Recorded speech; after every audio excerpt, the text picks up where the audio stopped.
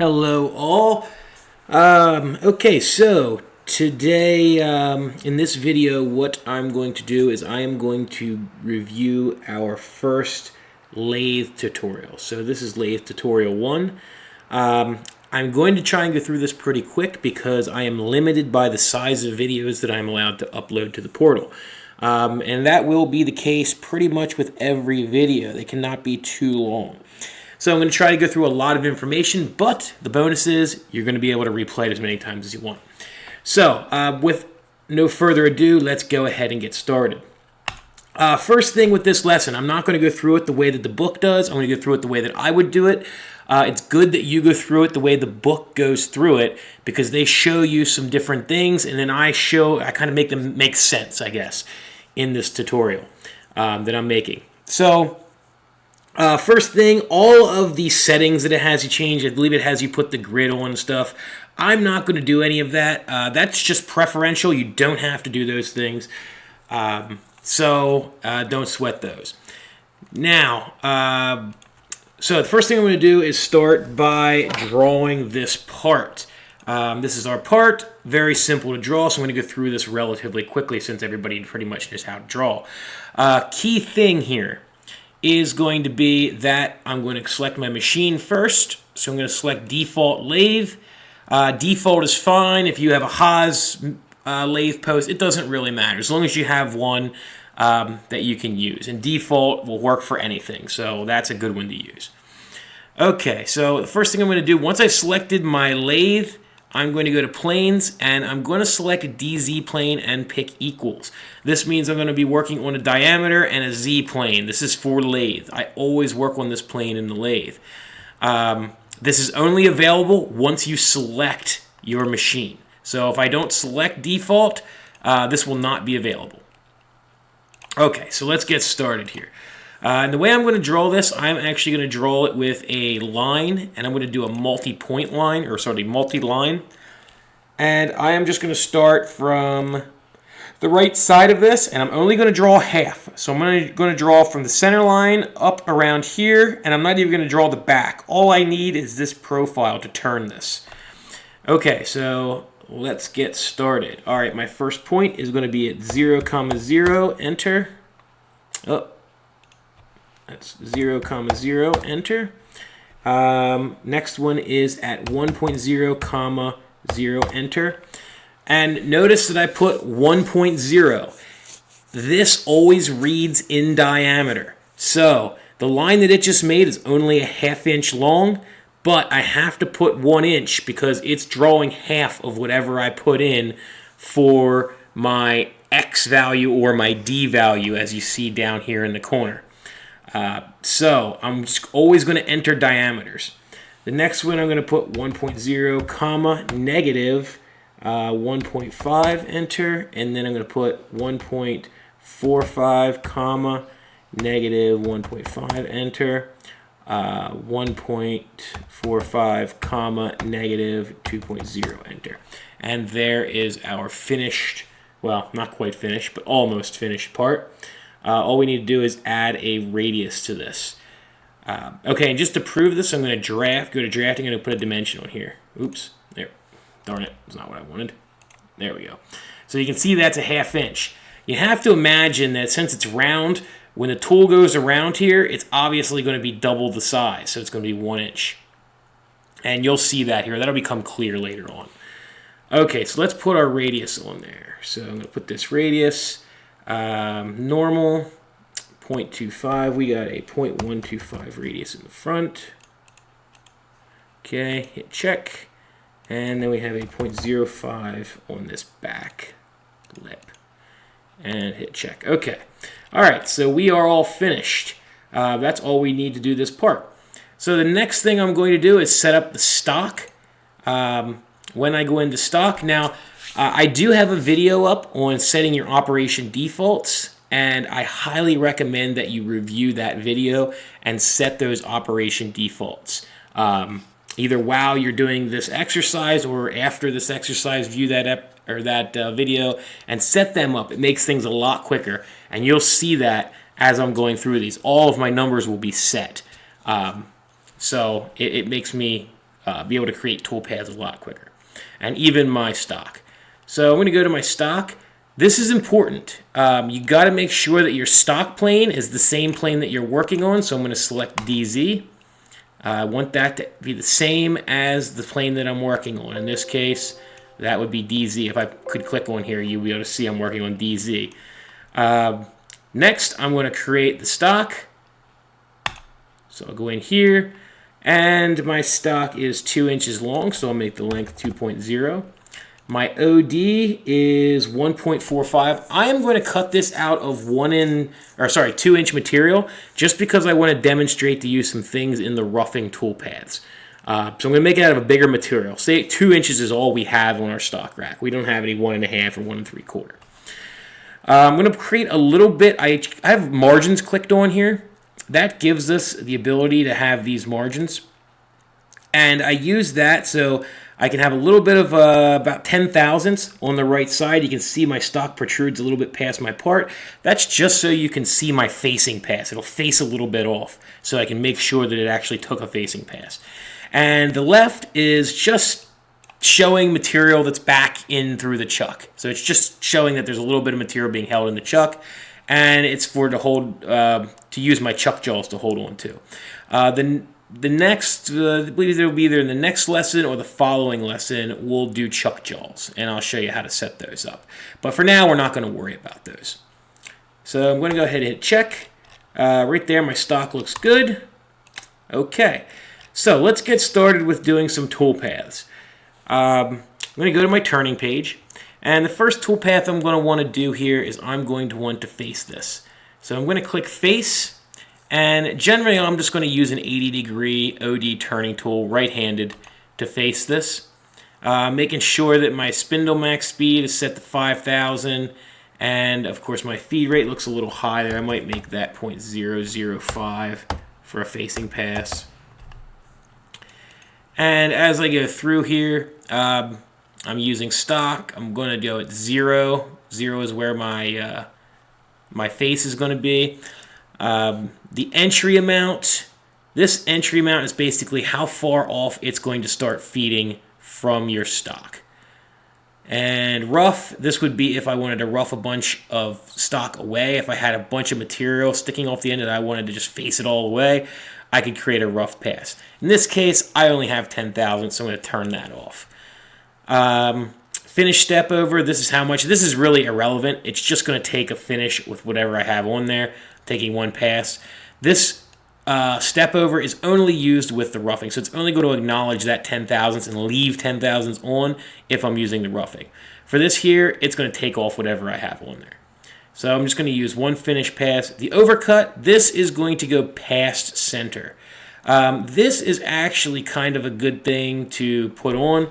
So I generally put a negative 0.05 in there. And that's just going to take me past center. So that way I don't have to worry about my tool nose radius and ending up with a little nipple on the front. Retract amount is just how much as far it's going to pull off in the Z positive. Once it's done taking its pass. Stock to leave, you probably know what that is. That is just stock that it's going to leave on. And of course I want that at 0. Cut away from center line means it would just start here and go out. It would plunge itself in. I definitely don't want to do that. Although 10 thousandths would be fine. I could do that. But I'm going to just face it normally. My wear is on, and I don't really need a lead in or a lead out because I'm just coming straight in. So I'm going to hit check. And there's my face pass, and as you can see, it removed that little 10 thousandths of material. Now, notice that there is a little bit of a bump here. Why is that? Because I accidentally put a negative in here. I want to put 0.05, positive, and that will take it past. So now that bump is gone. So that's the point of doing that overcut. But I mistakenly put a negative. You want to have that be a positive. Okay, so the next thing we're going to do is rough this away. I'm going to pick my rough, and I could select down here, but it's really not going to do anything, so I always just select, since I face this way, there's no material to remove, so I'm just going to select the first place that material is going to get removed, and that's going to be here, and I'm going to select the last place, which is the end, and it's going to face rough all of this away. So I'm going to hit check. I'm going to use my OD turning tool again, and I am going to go into my roughing parameters. My overlap, this basically is if I have like kind of like an angle at the end of my part, it's just going to overlap that a little bit every time it does a pass so that it gets a smooth surface. I'm going to leave that on. It's not really a big deal because I am going to finish this, so but might as well leave it on. So the next thing is my depth cuts. I can do auto, I can do equal steps, or I can do incremental. If I do auto, and let's say I'm taking off 150 thou, actually let's say I'm taking off 125 thou, is the max from here to here. That's how much material is going off. It is going to take 3 passes. It's going to take 2 passes of 50 thousandths, and then it's going to take a 25 thousandths pass. If I hit equal steps, it's going to divide that 150 thou by 3, or sorry, 125 thou by 3, and it's going to take equal steps, whatever that comes out to. So I'm going to leave it on auto or equal steps. It doesn't really matter for me because this is a rough, so I'm really indifferent about it. Either one of those is fine. Minimum depth cut, I leave that at 10 thousandths because I don't want it to take a 1,000th depth of cut. I want it to take a little bit of material. That can actually dull your tool if you take too small of a cut. Stock to leave in the X, I believe everybody knows what that is. That's just going to leave a little bit of material on for my finish. Z, I'm going to leave a little bit of material on 10 thousandths. And of course, my entry amount, this is just how far off in the Z positive I'm going to start feeding into my part. And then my exit amount, this is how far past I'm going to go. I am actually going to set it to go past, but I'm not going to use this exit amount to do it. I'm going to use a better way to do that.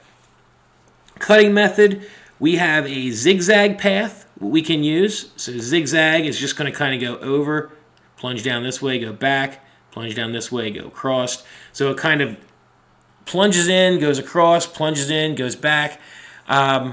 We really can only do that with a button tool like you see up here. The tool that we're using is not designed to do that. This tool here is really not designed to cut from left to right. It's only designed to cut from right to left. Really, we only use this for what you see here, kind of like a groove or something like that. And zigzag downward, that one is never going to go straight. It's just going to kind of plunge, just kind of like ramp in almost. So that's a little bit different yet. But we're not going to use this. We're just going to always use one way for the most part.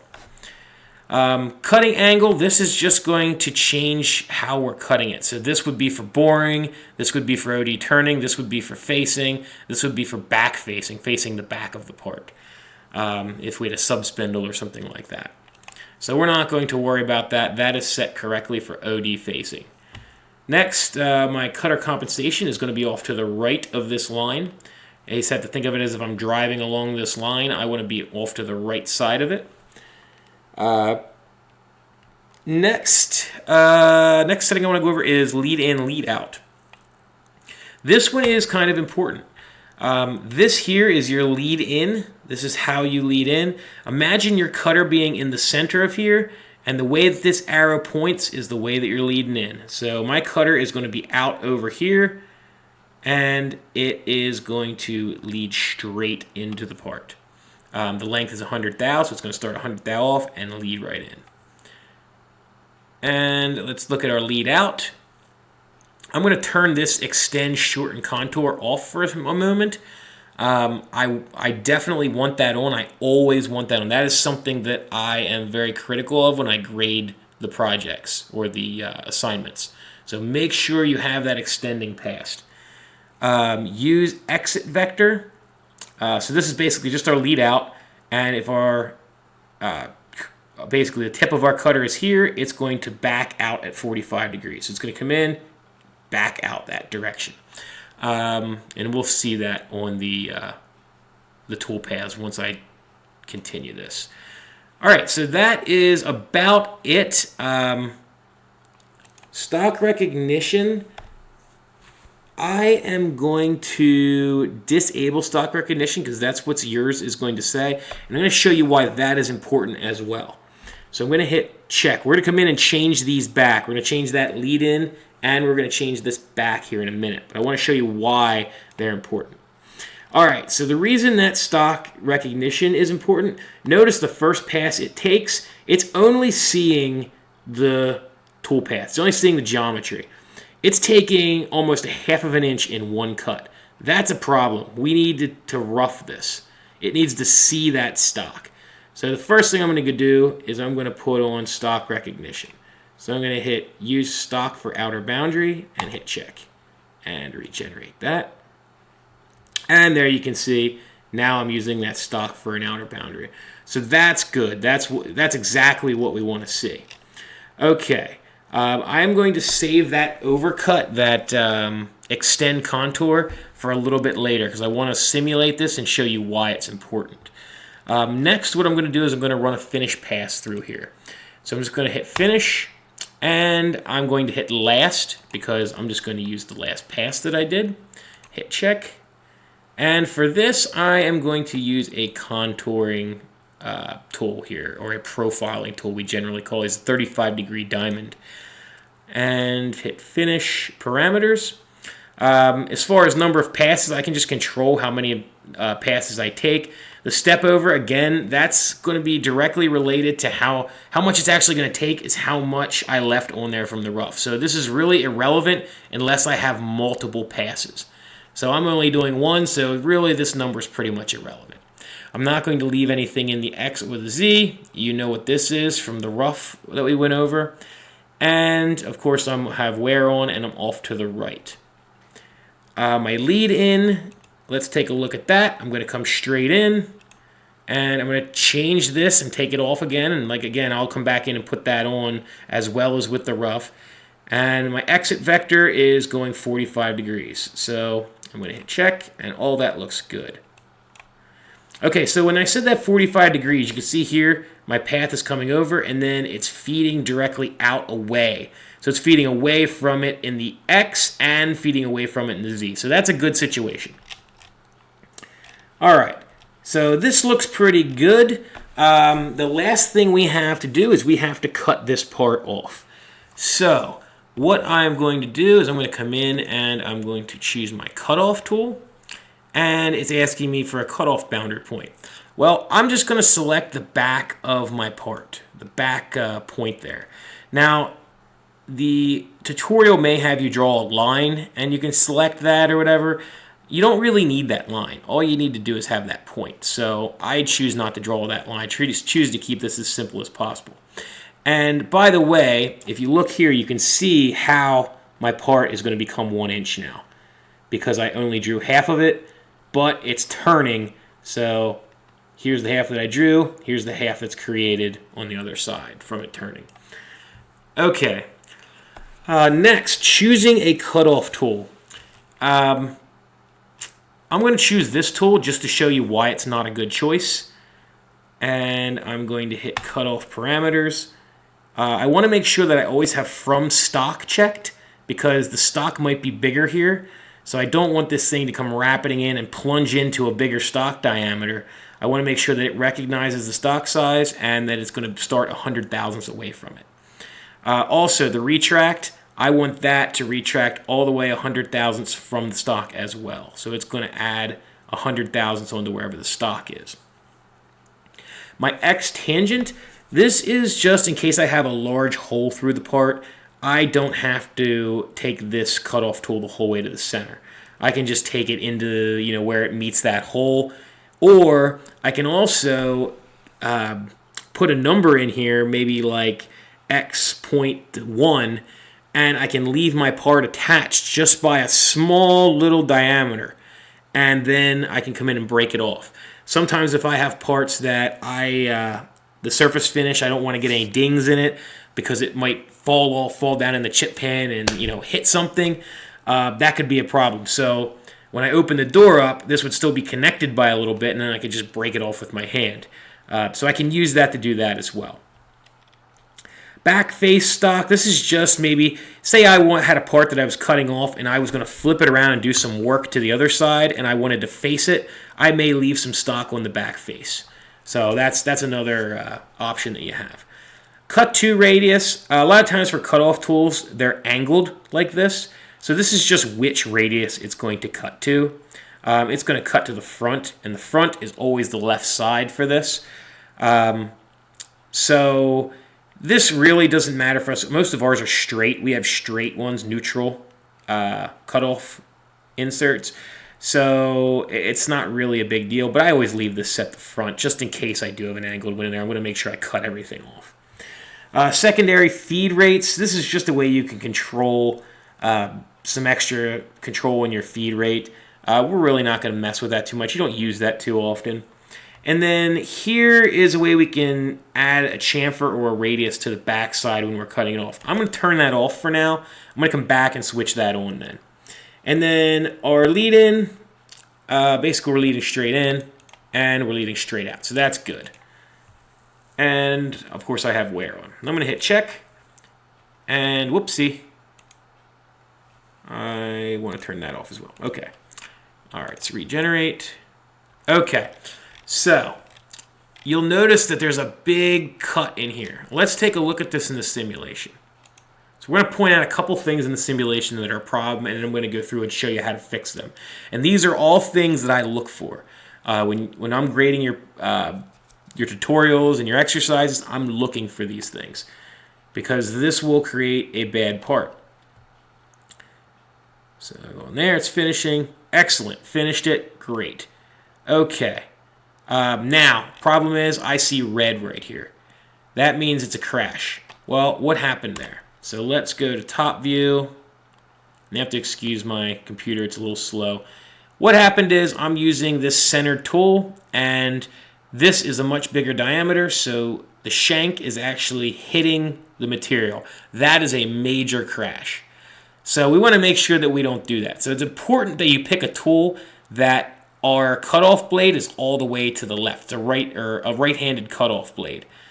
The other issue is if we zoom in here, you'll see kind of a small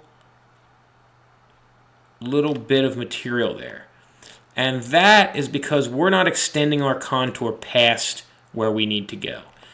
Basically, the tool nose radius is creating a little lip right there. So we need to extend that. And I'll show you how to fix both of these. All right, so the easy one is the cutoff. All we have to do for that is just change our tool. And we're going to use this one here, this right-handed tool.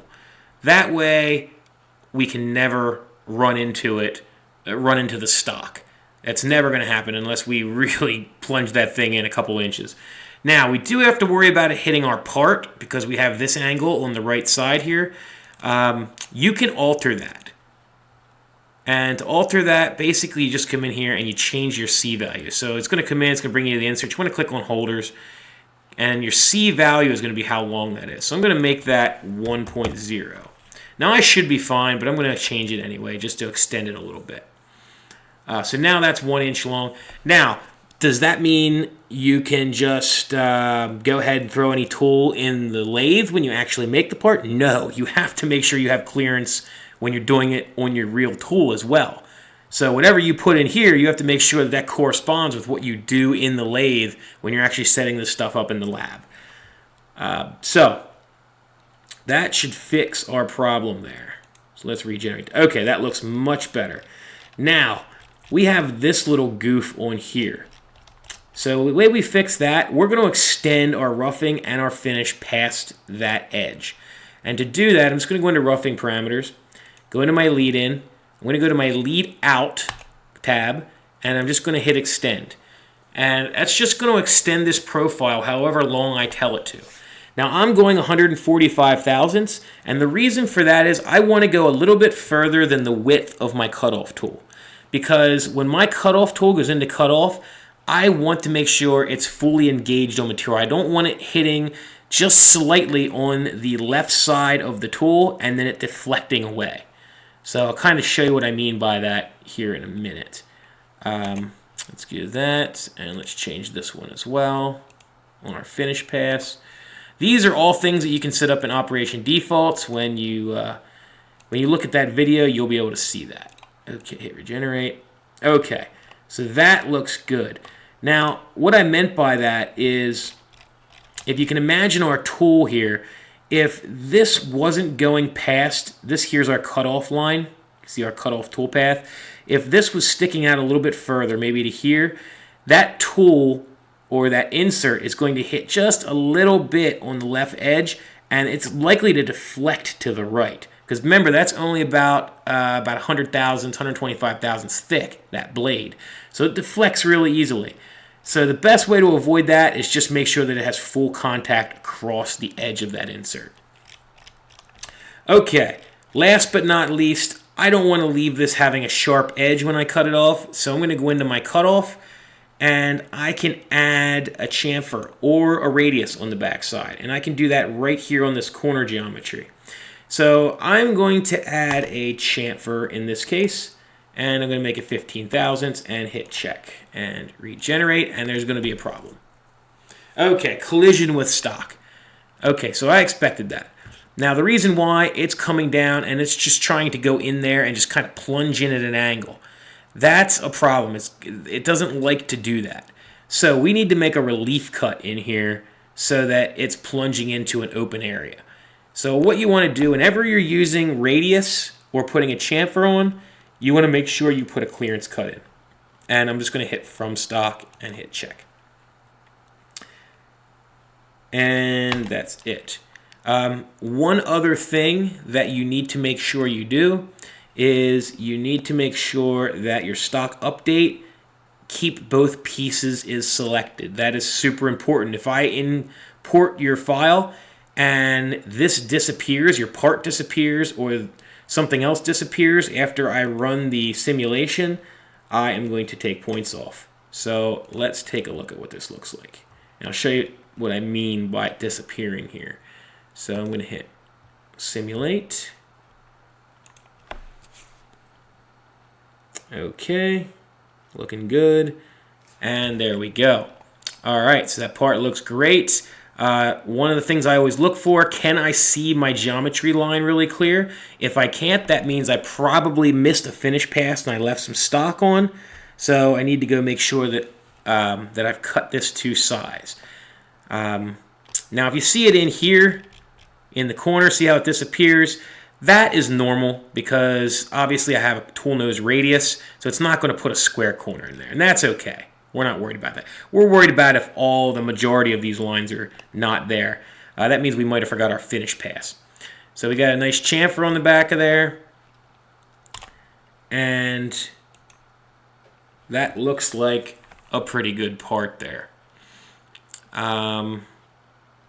And yeah, I guess that's, for any sake, I guess that's it. It's basically as simple as that. So if you have any questions, and of course all these videos, there's gonna be more videos coming out. I'm gonna do videos for each and every one. So if you have any questions, feel free to email me, or obviously come see me during class or in my office.